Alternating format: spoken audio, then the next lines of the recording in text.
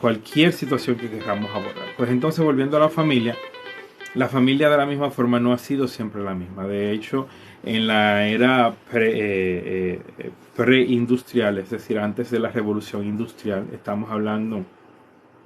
de apenas a principios del siglo pasado, es decir, a principios de los 1900,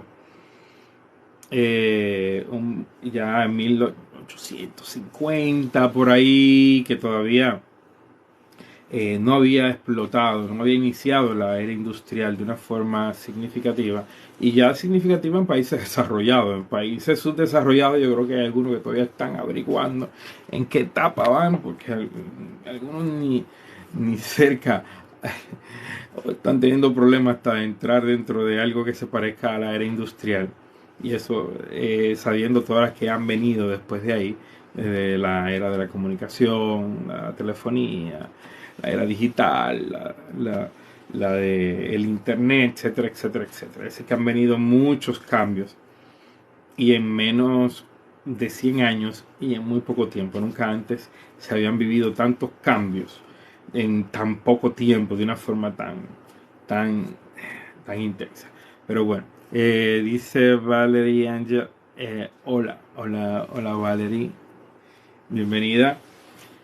Entonces hay que hablar de que la familia no era lo mismo que nosotros estamos observando y que estamos acostumbrados ahora. De hecho, la educación no era algo muy común para ese tiempo, al punto de que los hijos eran prácticamente ya parte de la fuerza de trabajo de una casa. Es decir, un hijo ya que tenía la edad de que podía tomar o agarrar y levantar algo, ya era prácticamente, ya tenía el deber y tenía la obligación de ser ya el gestor. Y eso es por no mencionar quizá realidades que algunos de nosotros tuvimos que vivir, porque algunas personas en muchos países de Latinoamérica todavía bueno, todavía no deberíamos ir ni siquiera al pasado. Todavía hay muchos hijos que por las situaciones económicas y las precariedades que se viven en muchos de lugares de Latinoamérica, no tienen ni siquiera la oportunidad de enviar a sus hijos a la escuela, algo que nosotros ya damos por sentado y algo tan normal, no natural.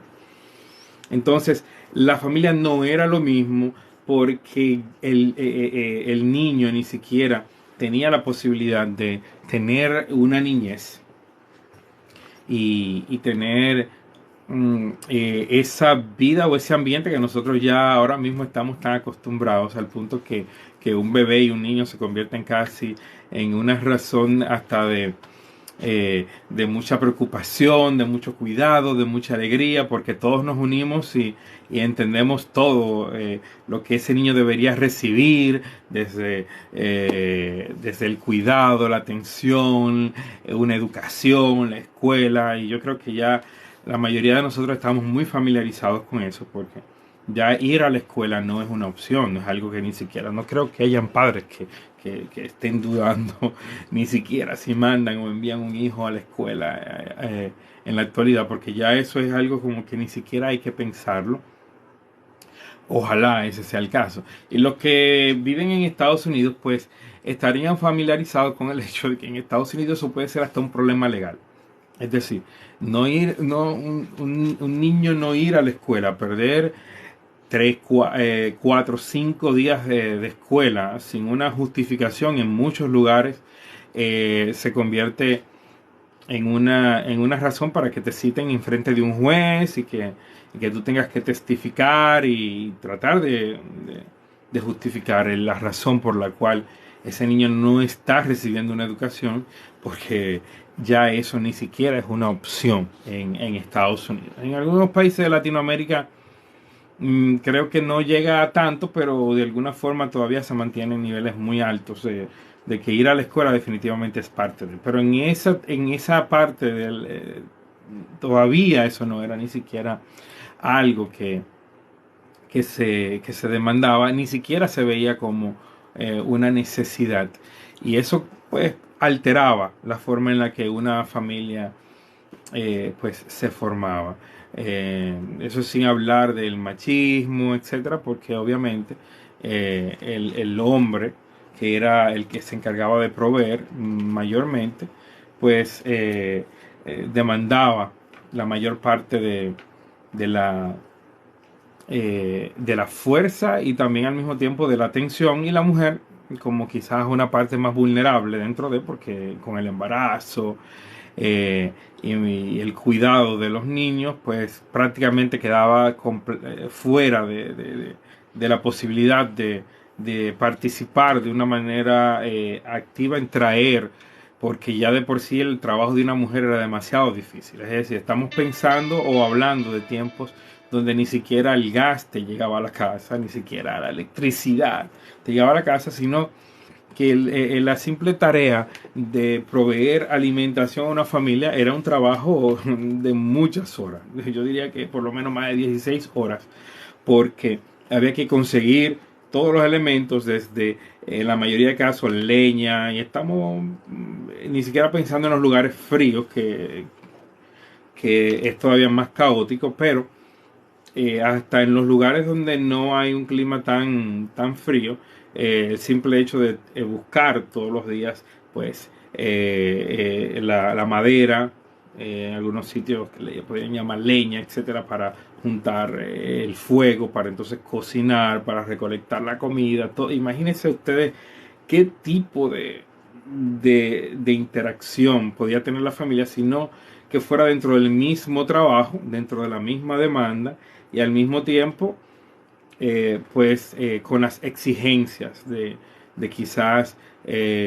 un niño o un hijo sentir que ni siquiera tiene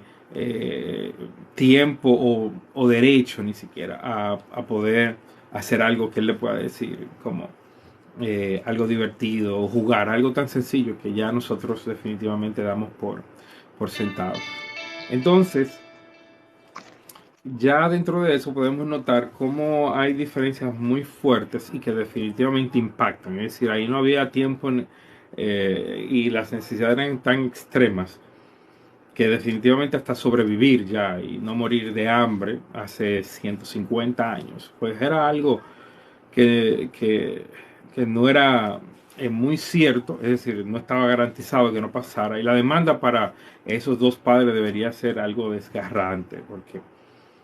ahora simplemente uno perder el trabajo, uno siente el peso que puede experimentar e imaginarse que no va a tener el dinero para proveer y dar a esa familia lo que uno quisiera, porque generalmente la familia es un proyecto donde uno pone mucho corazón, pone mucho amor,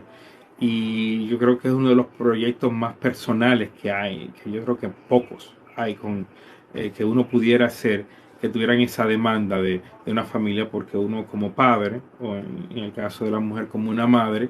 pues casi es una demanda directa de si estoy haciendo un buen trabajo y si eso me califica como un buen padre o no. Bueno, entonces, primero estableciendo esa diferencia, entonces veniendo un poquito más cerca, entonces ya podemos hablar de la familia ya que se va encaminando a lo que nosotros conocemos hoy en día, es decir, donde ya podemos integrar y ver una familia como mamá, papá, los hijos que entonces vienen a ser fruto de ese proyecto. Vamos entonces a ir caminando y ya estableciendo la diferencia, y vuelvo y repito, era simplemente para visualizar el hecho de que la familia no es lo que, no, lo que nosotros estamos acostumbrados a ver ahora. Ese es el punto que he querido resaltar con esto, para que entonces las cosas que vayamos a hablar no las tomemos tan personales. Es decir, vamos a hablar de unas situaciones fuertes. Vamos a tratar de hacerlo con el mayor respeto posible, pero vamos a hablar de unas situaciones fuertes que no quiero que lo asuman como que el que le esté pasando o el que le está sucediendo algo de esto sienta que ha fallado, que ha hecho algo muy malo o que debería sentirse un fracaso, sino para quizás entender el por qué esas cosas pueden pasar, y al final pues vamos a estar hablando de un par de tips que podrían ayudar dentro de eso.